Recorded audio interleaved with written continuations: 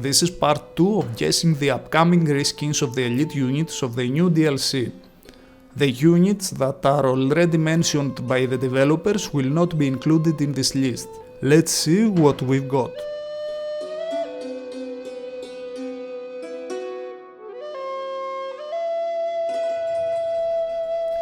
The Karambit name comes from the curved knife from Indonesia and it was used for various reasons, eventually used as a weapon. Little is known about it, so it is hard to predict what changes might occur.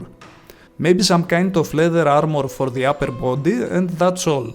To me it feels that no elite visual upgrade is needed. Karambit warriors are supposed to be peasants that took arms. It's not a professional army, so little to no armor is normal.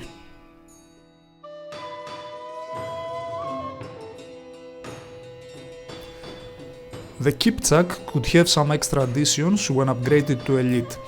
For example, I found many illustrations which are based on real depictions of human cavalry archers, where we can see a mask with a human face designed on it, similar to the mask the elite steppe lancers have.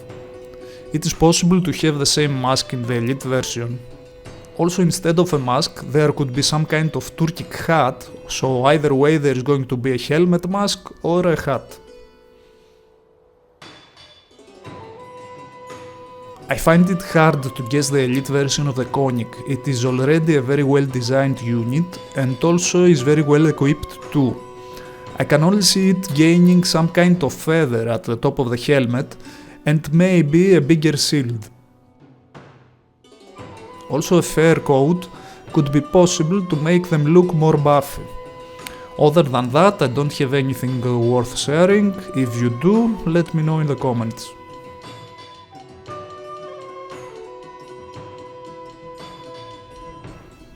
Now about the Lichai, I think that they will only change the horse of the unit. In the scenario editor there is a hero unit called Kestutis, which is basically a Leitis with some differences.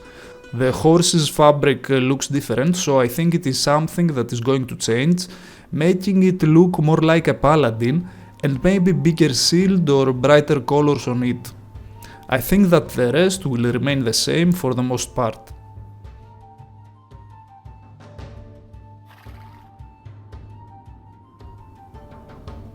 And here comes the Mangudai, one of the most fan favorite units, both from a cosmetic point of view and the effectiveness during gameplays. It is a classic unit and my first impression is that it will not undergo any changes. It will look more detailed maybe, the way the mamelukes look like as we've already seen from the developer's sneak peek. But in case it does change, it might look something similar to the hero of the scenario editor, Koyoto Khan, which basically it's a buffed Mangudai. So what we might actually see is a shield on the back or on the side of the horse, different fabrics for the horse, and a bigger helmet or full face mask.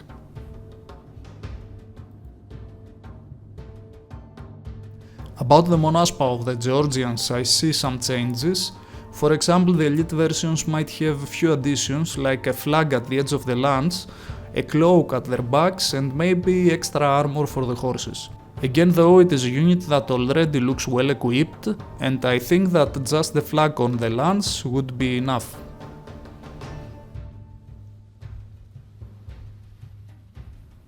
I can hardly think any kind of change for the Obuch of the poles. I doubt it could get any additions, besides to being altered all around to a completely new skin, like those knights in the photos, but still being two-handed, wielding the Obuch, but I find it almost impossible for something like that to happen. I think this unit will stay almost the same.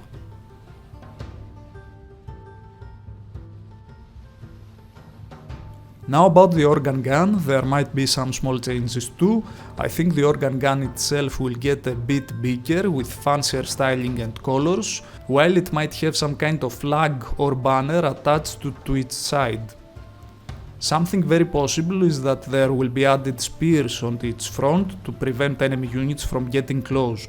Of course, in game these spears will only be cosmetics and will not have any effect in actual gameplay.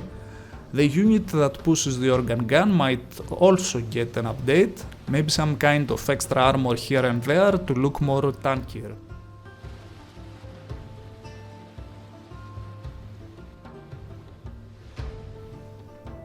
Now this is going to be an interesting one, the Ratha chariot. I believe that the elite version of the Ratha will be an addition of a cover over the chariot, making the box bigger and adding supposed extra protection to the unit. There were different type of covers for the boxes of the chariot, with most of them with a conical shape, so I expect something like at those pictures. Most likely there will be a banner at the top or the side of the chariot with the emblem of the Bengalis. There is a great chance to see the unit itself to be changed to something more heavily armored, like the Shosho Guard from the scenario editor.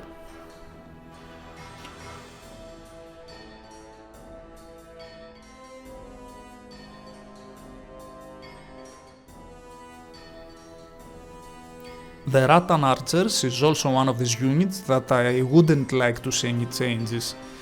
It looks unique in its own way, and because it is an archer unit, I don't think any heavy armor or helmet will be added. I've found some fictional illustrations that could be applied, but it will lose its character.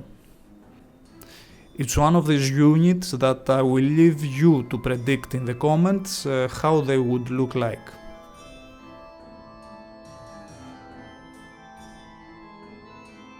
The Sicilian sergeant already looks historically accurate, and like the berserk from the developer's sneak peek, will not be changed at all. Maybe it will get a bit more redefined with a more detailed model, but other than this, I can hardly see any changes here too.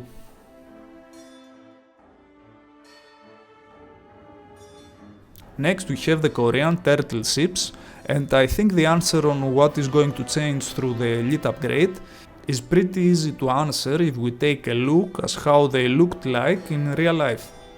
I think it is 100% that big sails will be added. It's something that in my opinion will make the turtle ship look 10 times better. There are also some artistic depictions of the warheads of the ships that could be applied and make the ships look more aggressive. Not that now they are not, but I wouldn't mind see such a change, although it might drift too much from the original design.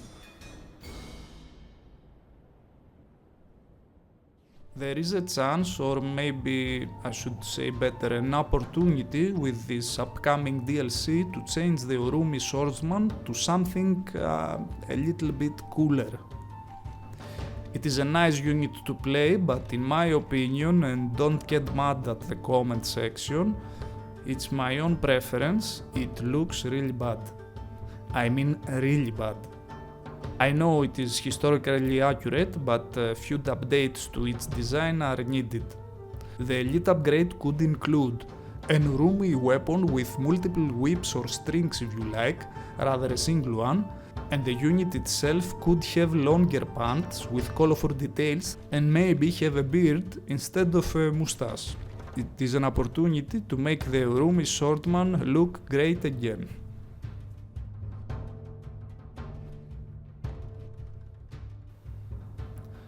There are so many ideas for the war elephant, I would need a whole video just for this subject. I had suggested in past videos the war elephant should be reskinned to the already existing unit of the scenario editor, the hero Dankayan. What the war elephants need the most right now is a box with units at their backs. I know many of you would say that it is one of the iconic units of the game and should be hardly changed, but take a look how many illustrations for inspiration can be found. So many ideas that can make them look more badass than already are. I'm confident the developers did make a step forward on remaking this unit.